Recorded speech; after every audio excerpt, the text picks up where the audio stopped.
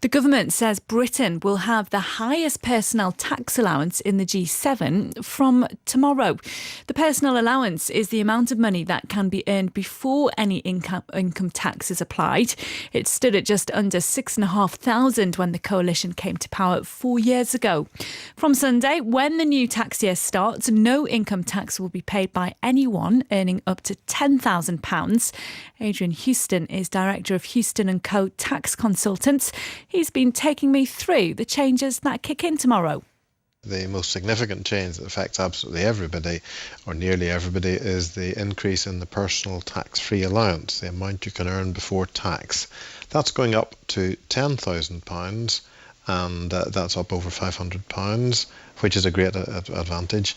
Though, unfortunately, the pensioner listeners will not benefit from this, because if you're born before April 48, your allowances are actually frozen at the 2012-13 rates. And that's because the Chancellor has decided that the young folk are going to have their allowances increased until they catch up with the old folk. And then everyone will move on a common allowance. But the government has argued that around 250,000 people will be better off because of this. Oh, yes. I mean, a lot of people will be better off, but if you're a pensioner earning £12,000 or £13,000 between your state pension and a pension from your job, you won't be better off by this. But lots of other people, lots of what they describe as hard-working families will benefit from the change, and also the point at which people pay higher rate tax is being increased, because for a few years that hadn't been increasing. What about one of the most talked about issues, child benefit?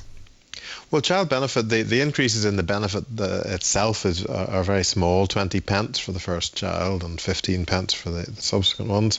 Again, we have this frustrating situation of having to pay it back if one of the partners in the family earns more than £50,000. You'll have to pay back some or all of the child benefit, and also have to do that via a tax return, which is a real pain in the neck. Who are the real winners and losers this year? Well, the real winners are the most people who don't pay the higher rate tax. Everyone under 100,000 is going to benefit from these changes to allowances and to the higher rate tax bands. And the people who are going to be pensioners will benefit from the changes, the massive liberalisation of the pension regime, so that people can get access to their pensions much quicker, so long as they accept that they're going to pay a tax bill on it. A lot of the commentary, you would think these people were just getting the money to buy flash sports cars. If they want the money to buy a flash sports car, they'll have a flash tax bill to go with it. The other thing is the change to the ISAs. These are being changed in July, so you can still contribute to your ISA from the 6th of April, but the old limits apply. That is that you can't put in more than 11,880, and there's a limit on how much of that can go into cash. But on the 1st of July, all the ISAs will be changed into a new ISA or a NISA. Maybe that's because they'll be NISA, because you can invest 15,000 in the tax year into them. So if you have invested the maximum up to that point, you can still put in another 3,000.